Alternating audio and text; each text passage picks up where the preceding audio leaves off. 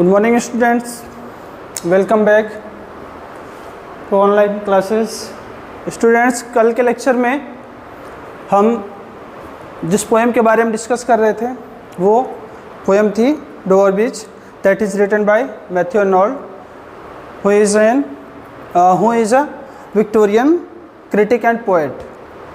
और कल के लेक्चर में हमने जो कुछ भी पढ़ा था उसमें मैंने आपको ये बताया था कि सेटिंग ऐसी है कि पोएट डोवर बीच पे खड़ा है इंग्लैंड साइड में, और वो वहाँ के सीन को, वहाँ के एनवायरनमेंट को, वहाँ के इमेज को अपनी पोएम्स में एक्सप्लेन करता है। और 6th लाइन में वो अपने बिलीवर्ड को एड्रेस करता है और उससे भी रिक्वेस्ट करता है कि वो विंडो में आए और वहाँ का एनवायरनमेंट या वहाँ का जो एटमॉस्फेयर है उसको वो एंजॉय करे। अब क्या होता है आगे की लाइंस में, अगर हम देखेंगे तो आगे की लाइंस में बच्चों वो वापस से उसको एड्रेस करता है और उसको कहता है कि आप विंडो में आने की बात उसने 6th लाइन में कही थी, और अब ये जो 9th लाइन है इसमें उसने वापस से उसको एड्रेस किया, लेकिन इस बार the mood of poet suddenly changed. अभी तक वहाँ के एनवायरनमेंट से वो बहुत हैप्पी था, पूरी तरह से एटमॉस्फेयर में इन्वॉल्व हो गया था, और वो एटमॉस्फेयर से इतना इम्प्रेसिव हो गया था या इतना इम्प्रेस एटमॉस्फेयर का उसके ऊपर था कि उसको सारी चीज़ें बहुत अच्छी अच्छी लग रही थी। But his mood changed suddenly, his mood changed from ecstasy to sorrow. मतलब उसका जो मूड था, जो पूरा कैसा था, एक्सटेसी, आनंद से भरा हुआ था, जॉयफुल था, खुशी वाला था। Now it changed and become sad. अब ये चेंज होकर के कैसा मूड उसका हो जाता है, सैड हो जाता है। और इन लाइंस में जो आगे लाइंस हम पढ़ने वाले हैं इसमें वो अपने बिलीवर्ड को, अपनी वाइफ को एड्रेस करते हुए क्या कहता है, देखते हैं। Listen you hear the grating roar of pebbles which the waves draw back and flinch at their return up the high strand। एक बार यहाँ तक देख लें क्या कह रहा है कि लिसन क्लियर है, ग्रेटिंग रोर। ग्रेटिंग बच्चों, आपने कभी कंकड़ पत्थर को पानी के साथ चलते हुए देखा है क्या, या उसकी आवाज़ को सुना है क्या? तो आप सोचो, जब कंकड़ पत्थर लुढ़केंगे पानी के साथ तो गड़गड़ गड़गड़ की आवाज़ आती है या खड़खड़ाहट की आवाज़ आती है। वो हार्श टोन, वो कठोर या कर्कश टोन जो है उसी को हम कहते हैं ग्रेटिंग रोर। जैसा कि यहाँ पे लिखा हुआ भी है कि हार्श नॉइज़। ग्रेटिंग रोर मतलब हार्श नॉइज़, कठोर साउंड। ऑफ पेबल्स, पेबल्स क्या होते हैं बच्चों? तो जो हमारे आसपास जो एरियाज़ में कंकड़ पत्थर पाए जाते हैं उसको हम स्टोन्स बोल देते हैं, लेकिन जो समुद्र के किनारे, नदियों के किनारे जो पत्थर पाए जाते हैं गोल गोल से, और वो गोल क्यों हो जाते हैं? जब वो लहरों के साथ आगे पीछे चलते रहते हैं उनकी शेप गोल हो जाती है। तो उन पत्थरों को हम क्या कहते हैं? पेबल्स, जो समुद्र के किनारे या पानी के किनारे पाए जाते हैं। Which the waves drawback, drawback मतलब होता है बच्चों वापस ले आना। ड्रॉबैक सीधी सी बात है, किसी चीज़ का फीडबैक देना या वापस से उसके बारे में कोई रिस्पॉन्स करना। फ्लिंच का मतलब है बच्चों थ्रो, फेंकना। देखो, फ्लिंच थ्रो विद फोर्स, उसको फेंक देना। Eight there return up high strand, strand मतलब होता है बच्चों शोर, किनारा। ओके, तो वो अपने बिलीवर्ड को एड्रेस करते हुए क्या करता है कि आप सुनो, आप सुन सकते हो। क्या सुन सकते हो? ग्रेटिंग रोर, खड़खड़ाहट या हार्श टोन या रोरिंग साउंड। किसका? ऑफ पेबल्स, पेबल्स का रोरिंग साउंड आप सुन सकते हो। और ये रोरिंग साउंड कब आ रही है?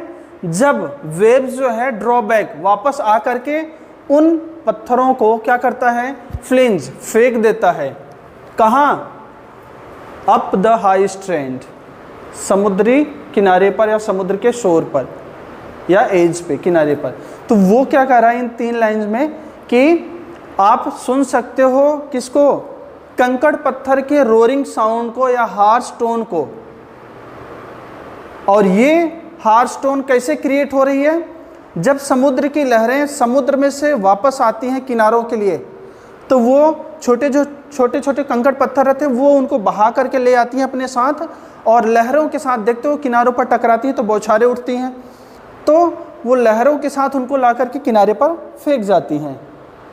और यही लहरों के साथ उनका जो आना जाना है कंकड़ पत्थर का, ये उनका आना जाना एक टोन क्रिएट करता है, एक म्यूजिक या एक साउंड क्रिएट करता है। और वो साउंड कैसा है? हार्श है या ग्रेटिंग रोर है। ठीक है, तो अब देखिए, तो फर्स्ट 3 लाइन्स में द पोएट अगेन एड्रेसेस या asks to her beloved to listen the grating या the roaring sound of pebbles that is drawback या दैट इज थ्रोन कहाँ? Upon the shore by the sea waves when they return. मतलब जब समुद्र के लहरें return हो रही हैं तो वो उन कंकड़ पत्थर को क्या कर रही हैं? फेंक रही हैं। कहाँ? किनारों पर। तो उनसे जो आवाज़ या जो साउंड क्रिएट हो रहा है उसको सुनने के लिए कह रहा है, किससे? अपनी बिलेवेड से। Okay, next, begin and cease. Begin start, cease calm down या शांत हो जाना, स्टॉप हो जाना, एंड देन अगेन बिगिन, फिर वापस से क्रिएट करना या फिर वापस से स्टार्ट हो जाना। With tremulous cadence. ट्रेमलस का मतलब बच्चों क्या होता है? क्वेरिंग। क्वेरिंग मतलब क्या होता है? ट्रेम्बलिंग, कांपते हुए, कांपते हुए। आगे कैडेंस, कैडेंस मतलब हो गया tone, slow and bring the eternal note of sadness in. इनका मतलब यहाँ है इन पोएट्स माइंड, कवि के दिमाग में। और इटर्नल कह रहा है जो कंटिन्यू चलता रहे, जो कभी एंड ना हो। तो वो क्या कर रहा है आगे कि ये जो बिगिन एंड सीज मतलब लहरों का आना और फिर वापस जाना, फिर आना, ये जो कंटिन्यू प्रोसेस चल रहा है ना लहरों का आने और जाने का, ये क्या करता है? With tremulous cadence. Tremulous cadence मतलब उन कंकड़ पत्थरों की खड़खड़ाहट की आवाज़ के साथ लहरें आएंगी तो कंकड़ पत्थर आएंगे, वापस जाएंगे तो कुछ कंकड़ पत्थर घसीट के वापस ले जाएंगी लहरें। तो ये जो लहरों के आने और जाने के साथ जो कंकड़ पत्थर आ और जा रहे हैं, इनके साथ ही जो एक कैडेंस या एक जो टोन क्रिएट होता है, it brings an eternal note of sadness. ये एक सैडनेस नोट, एक मेलंकलिक नोट ले करके या एक साउंड क्रिएट करता है मेलंकलिक। कहाँ? इन पोएट्स माइंड, कवि के दिमाग में। मतलब इन लहरों के आने जाने के साथ कंकड़ पत्थर के जो खड़खड़ाहट की आवाज़ है, ऐसा लग रहा है कि कंकड़ पत्थर आपस में क्या कर रहे हैं? कांप रहे हैं। सीधी सी बात है, आप किसी टेबल पे कोई बर्तन वगैरह रख देते हैं, चम्मच वगैरह डाल के, तो उसमें अगर उसमें कंपन होगी तो खड़खड़ खड़खड़ की आवाज़ आती है। तो वो कह रहा है कि ये जो लहरें आ रही हैं और जा रही हैं, इनके साथ जो खड़खड़ाहट की आवाज़ है, ऐसा लगता है कि ये कंकड़ पत्थर आपस में कांप रहे हों। तो वो ये कहना चाह रहा है कि जो लहरें स्टार्ट होती हैं या लहरें आती हैं और फिर वापस चली जाती हैं और फिर आती हैं, इन कंकड़ पत्थर के टोन के साथ, it brings in poet's mind, ये क्या लेकर के आती है पोएट के दिमाग में? An eternal note of sadness, कभी न समाप्त होने वाली मेलंकलिक टोन या मेलंकलिक साउंड। एक बार ओवरऑल देखते हैं। In this stanza the poet again addresses to his wife और his beloved and says, listen, you can hear the roaring sound of pebbles that is drawback या that is thrown upon the shore when the waves return। जब समुद्र की लहरें आती हैं उनको किनारों पर फेंक देती हैं।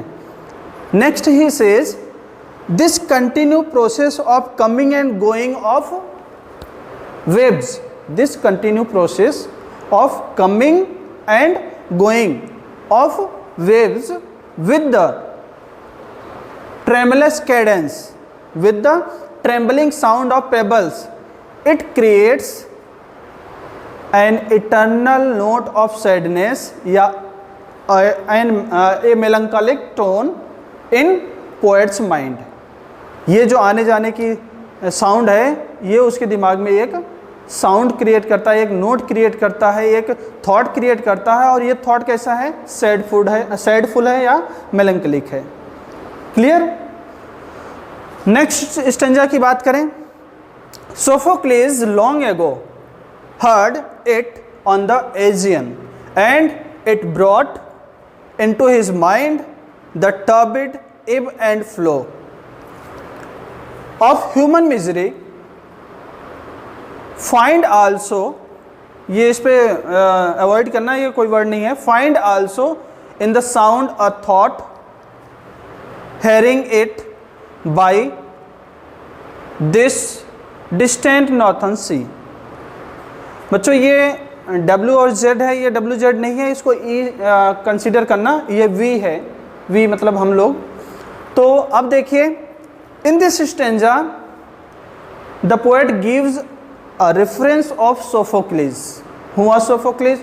Sophocles was a great Greek dramatist, एक महान ड्रामेटिस्ट था। कहाँ का? ग्रीक का था। तो वो यहाँ सोफोक्लिस का रेफरेंस देते हुए क्या कह रहा है? Sophocles also listen the same sound. अभी मैंने किस साउंड की बात किया था ऊपर आपसे? ट्रेमलेस कैडेंस की, कि वो खड़खड़ाहट वाली या रोरिंग साउंड को जो पोएट सुन रहा है कहाँ? डोवर बीच पे। कहता है ऐसा ही साउंड किसने सुना था? सोफोक्लिस ने सुना था बहुत टाइम पहले। कहाँ? When he was on the Aegean sea. Aegean बच्चों भूमध्य सागर आपने सुना होगा। भूमध्य सागर की एक लहर या एक किनारा जो निकल के फ्रांस और इंग्लैंड के बीच में है, वो वहाँ पे एक किनारा है जिसको कहा जाता है एजियन। तो वो कहता है कि सोफोक्लिस ने भी सेम साउंड जो अभी यहाँ पोएट सुन रहा था, सेम साउंड किसने सुना था? सोफोक्लिस ने सुना था बहुत टाइम पहले। कहाँ? On the Aegean beach, Aegean के किनारे पर। And that sound brought into his mind. और जब उसने ये साउंड सुना ना, लहरों के आने का, फिर जाने का, कंकड़ पत्थर के खड़खड़ाने के साथ, ये जो उसके माइंड में ले करके आया क्या? The turbid ebb and flow of human misery. Turbid ebb and flow, turbid मतलब होता है मडी, कीचड़ वाला, और एब मतलब होता है जब लहरें आती हैं और किनारे पर टकराती हैं तो उसको एब कहते हैं, और जब ये लौट करके जाती है तो इनको टाइड, ज्वार भाटा की बात करते हैं ये।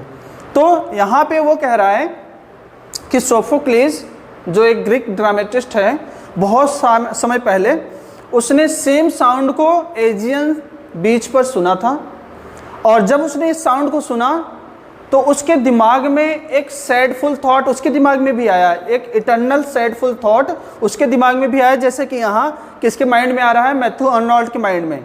ऐसा ही उसके माइंड में भी आया, और उसने क्या काम किया?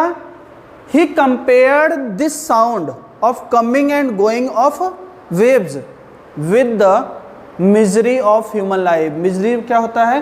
प्रॉब्लम्स, परेशानीज, जो परेशानी होती हैं, जो प्रॉब्लम्स होती हैं ह्यूमन लाइफ की, उससे उसने कंपेयर कर दिया। किसको? समुद्र की लहरों को। और कैसे कंपेयर किया? कहता क्या है कि जैसे समुद्र की लहरें आती और जाती रहती, कभी नहीं रुकती हैं, in the same way the problems in human life, same way जो मानव जीवन में प्रॉब्लम्स हैं वो कभी नहीं ख़त्म होती, थोड़ी देर के लिए चली जाएंगी फिर वापस लौट आएंगी।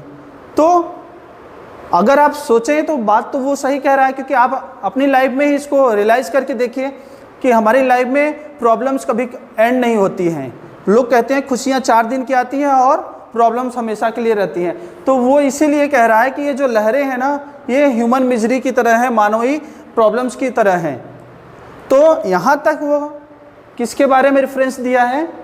सोफोक्लिस के बारे में। और कहता क्या है यहाँ तक, एक बार वापस से रिवाइज कर लो। यहाँ तक वो कहता है कि the same sound that I hear at the beach of Dover, the same sound is heard by Sophocles the Greek dramatist when he was on the Aegean beach, and when he heard that sound, he compared that sound with the miseries, with the problems of human life and said, और उसने क्या कहा, in the same way as the waves never ends, in the same way the problems of human life also never ends. Clear बच्चों, यहाँ तक की बात clear हो गई. अब आगे बात करता है, फिर वो पोएट अपने प्रेजेंट टाइम में आ जाता है. इसका रेफरेंस देने के बाद कहता है, we find also in the sound a thought hearing it by this distant northern sea. बोलता है we can also find same thought, same feeling, जैसा कि सोफोक्लिस ने महसूस किया था.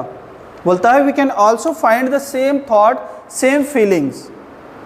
कहाँ?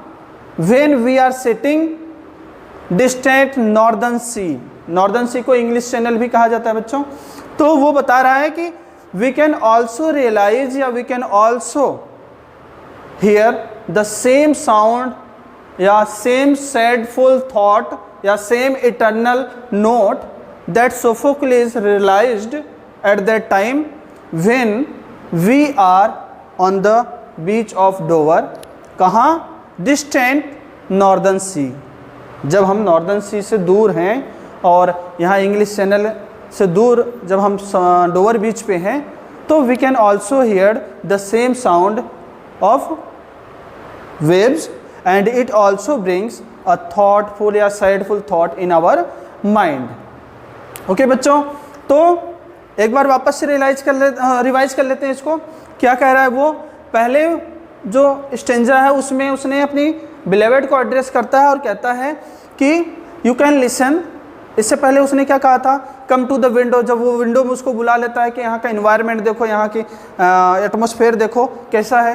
तो अब जब वो आ जाती है विंडो पे, तो उससे क्या कहता है, now you can hear the roaring sound of pebbles that is thrown on the shore when the waves return.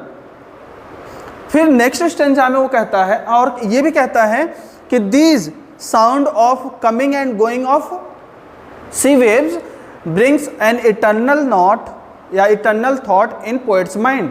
फिर अगले स्टेंजा में वो क्या करता है, he gives the reference of Sophocles who was a great Greek dramatist.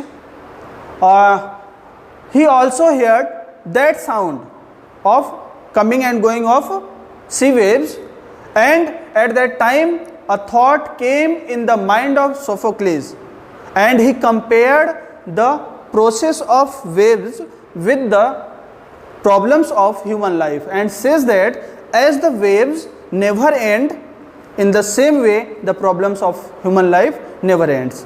फिर वो poet अपने बारे में फिर से प्रेजेंट में आके बात करता है कि we can also realise the same sound, same thought, same sadful note in our mind when we are distant in English Channel या on the beach of Dover. Okay बच्चों, तो आज के लेक्चर में हमने इसके बारे में पढ़ा और आई होप आपको यहाँ तक की बातें क्लियर हो गई होंगी. बाकी इसके बाद 2 स्टेंजाज बचते हैं, वो हम आपको नेक्स्ट लेक्चर में पढ़ाएंगे. सो आज के लिए बस इतना ही. Thank you.